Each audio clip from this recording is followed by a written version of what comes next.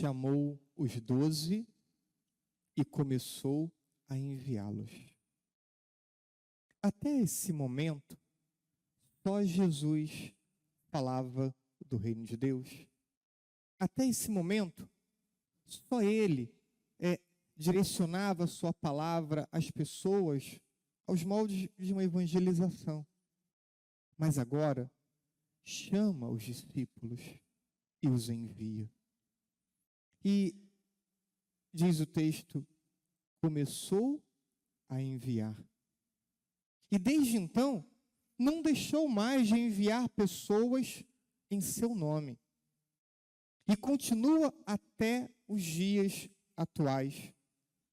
Nasce nesse momento um movimento de evangelização que chegou até hoje e que precisa continuar até o final dos tempos. E foram muitos os que falaram e agiram em nome de Jesus ao longo desses 2000 anos. Crianças, adolescentes, jovens, adultos, idosos, homens, mulheres, todos evangelizadores. Mas hoje Jesus dirige a sua palavra a você e a mim. Porque hoje precisa que seja você e eu, que sejamos todos nós, os continuadores desse mesmo processo de evangelização. Jesus primeiro nos chama, como chamou aqueles discípulos. Chamou primeiro a estar com eles, para que pudéssemos e possamos ouvir a sua voz, aprendermos com ele a sermos discípulos, sermos formados de verdade. Não enviou aqueles discípulos assim que os chamou. Os chamou e eles foram conviver com Jesus. E depois, ainda no seu processo de formação, já os enviara. Assim também Jesus faz conosco. Nos chama, primeiro, para estarmos com ele. Estar com Jesus é dedicar tempo para a oração. É conseguir fazer uma passagem para amizade com ele. Dar um passo além. Quantos na igreja que têm hábitos católicos não conseguem perceber ou experimentar a proximidade de Deus? Ainda tem a ideia de um Deus distante, de um Deus, por vezes, ausente, porque não fazem a experiência do discipulado, de se colocarem ao lado dele, trazer Jesus para a nossa vida cotidiana, porque esse é o primeiro chamado. E não estaremos prontos, mas ainda assim o Senhor vai olhar para aqueles que estão ao lado dele e vai enviá-los a evangelizar. E como se dá essa dinâmica de discípulos missionários? Um binômio cunhado no início desse século, para que pudéssemos entender que não somos só discípulos. E não tem missionário sem antes ser discípulo. E que se falta missionários, se falta quem evangelize, é porque falta quem se entenda como discípulo. E como que se dá essa dinâmica de ser discípulo, de se colocar ao lado do Senhor para depois ser enviado? Com uma coerência de vida. Coerência entre o que falamos e o que realizamos com as nossas ações. Não basta apenas a pessoa ser eloquente, não basta apenas ter o dom da palavra, saber falar de forma fácil. Importa que essas palavras sejam carregadas de coerência. De modo, então, que ao olhar para a vida de quem fala, possamos não encontrar uma pessoa mundana.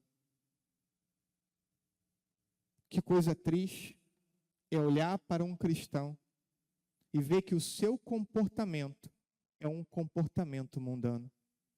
Um comportamento que não há distinção alguma com o comportamento daqueles que não se colocam ao lado do Senhor como discípulos. Quando olhamos para a vida desses que deveriam ser discípulos e vemos uma ênfase tão grande no materialismo, no consumismo, na falta de gratidão para com Deus, na incapacidade de perdoar. Um dos temas mais importantes tratados por Jesus é o amor, e o perdão é uma expressão nobre de amor. E quando um discípulo do Senhor não consegue perdoar, não sabe, não aprende a perdoar, ele dá um grande contra-testemunho sobre o seu próprio caminho de fé. Uma grande incoerência. Quem se aproxima da confissão e na confissão pede perdão pelos seus erros, mas não consegue perdoar aqueles que lhe ferem. Jesus contou uma parábola só para explicar isso, falando daquele administrador que foi perdoado de uma grande fortuna, de um grande valor, e ele mesmo não sabia perdoar. Como é um grande contra-testemunho um discípulo que não sabe servir, um discípulo que só quer ser servido e que, portanto, vive numa dinâmica egoísta a sua vida religiosa. Com esses comportamentos, dentre outros, pode ser o mais eloquente que for, suas palavras serão vazias de força, de significado, de poder de transformar as vidas. Mas as palavras, elas podem ser fortes, elas podem ser poderosas.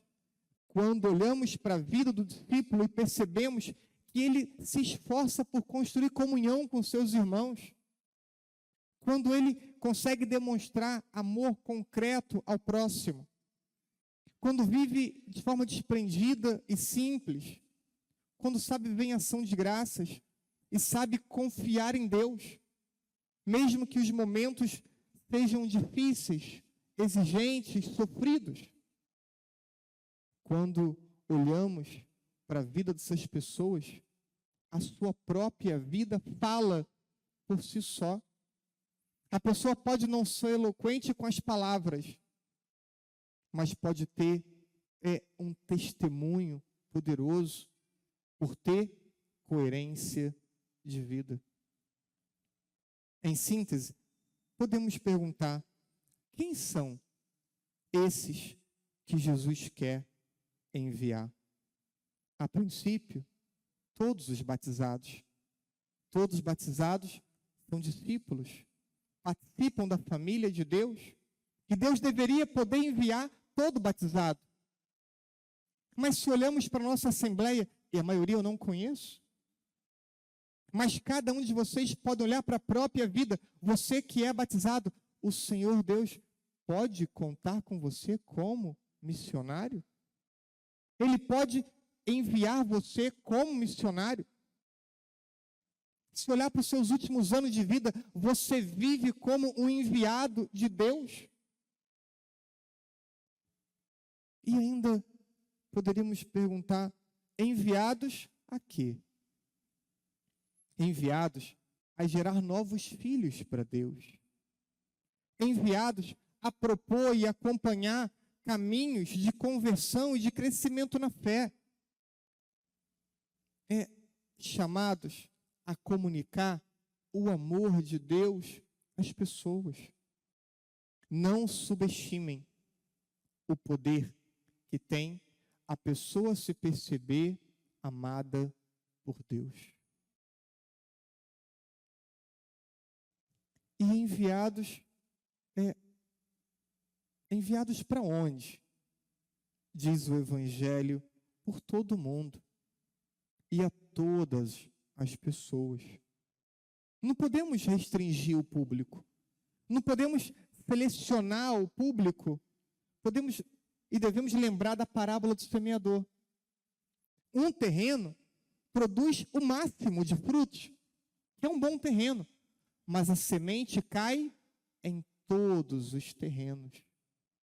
Assim, devemos semear em todos os corações.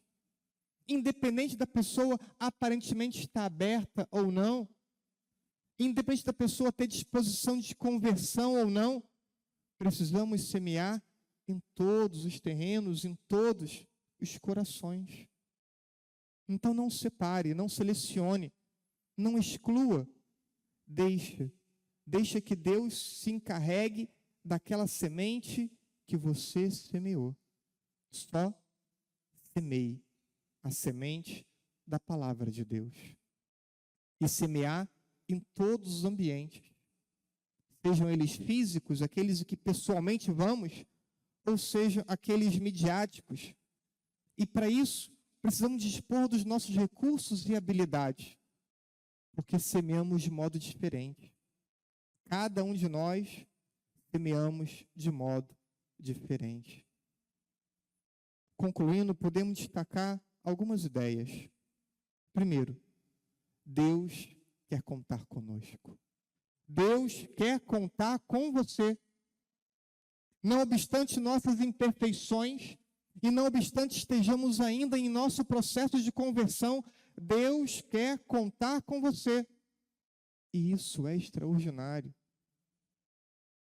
Quando olhamos para a nossa vida e vemos, não rezamos tanto, não estamos tão comprometidos com a conversão quanto deveríamos, não somos tão generosos na nossa vida religiosa, mas mesmo assim, Deus quer contar comigo. Olha, que pensamento extraordinário que Deus nos chama hoje a pensarmos, a entendermos, a refletirmos. A missão, ela geralmente não é fácil. Ela é árdua. E nem sempre é bem acolhida. Ouvimos isso na primeira leitura do profeta. Mas é preciso, mesmo assim, semear. Não semeamos só quando tudo está fácil e cômodo. Semeamos na dificuldade, semeamos na aridez, semeamos na indisposição daqueles que nos cercam. Semeamos sempre. Que não se trata de querer ou não querer, de sentir ou não sentir, se trata de uma consciência de discípulo, que escuta a voz do seu Senhor, dizendo, vai, eu te envio. Porque Ele faz isso conosco. Nos chama para perto de si. Começa a nos preparar. E depois, então, nos envia para que possamos trazer outros ao convívio dele. Cabe a nós, a você e a mim, acolhermos ou não o seu chamado e a sua missão. Muitos não acolheram a missão porque não acolheram o chamado para estar ao lado dele. Muitos não conseguem se perceber missionários, evangelizadores, porque antes não se entenderam ainda como discípulos. Muitos estão na igreja, frequentam as celebrações, mas não se entenderam como discípulos, e por isso o Senhor não pode os enviar. Entenda hoje, você vem à igreja para ser formado por Jesus, você vem à igreja para ter sua vida transformada, mudada por Ele. E nesse processo de entendimento de ser discípulo, onde a vida é transformada, Ele também vai poder te enviar. Então, diante dessa palavra do Senhor Jesus, qual é a tua resposta? Qual vem sendo a tua resposta? Qual a resposta que hoje você vai dar a Jesus nessa celebração?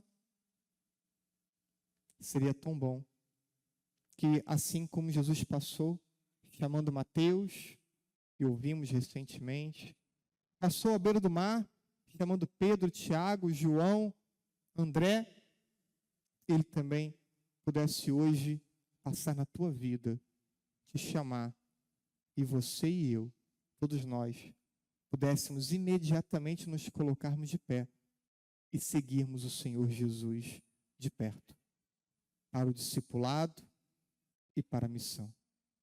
Ouçamos a voz do Senhor, acolhamos ela em nosso coração e permitamos que essa palavra oriente nossa vida, nosso comportamento. Assim seja. Amém.